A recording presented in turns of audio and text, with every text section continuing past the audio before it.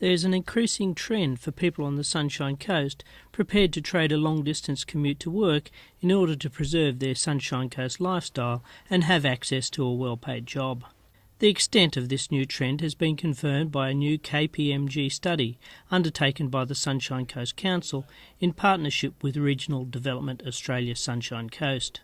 Having someone like KPMG and someone like Bernard Salt join with us and with the RDA Sunshine Coast, developing this really gives it some substance, gives it credibility, and allows us to go out and deliver these numbers to not just the airlines but also to the mining companies. That demonstrates we have an existing long-distance commuter market here on the Sunshine Coast that needs servicing.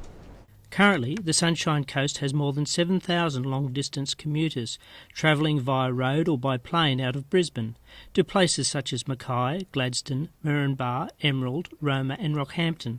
Look, this is a trend that isn't going to change. It'll be with us well into the future.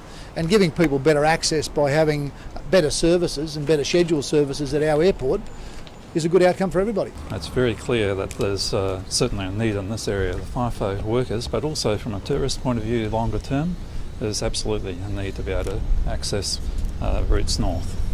It absolutely validates what we've thought for some time, that long distance commuters are growing, the population of that is growing in the Sunshine Coast, and we need to take advantage of that for this region. Surprising to some, the report reveals that more Sunshine Coast workers commute regularly up north to work rather than Brisbane.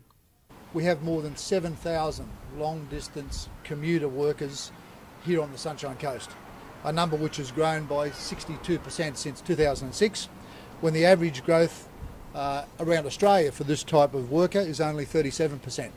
Council will now use the report in discussions with airlines as clear evidence of the demand for further air services out of the Sunshine Coast.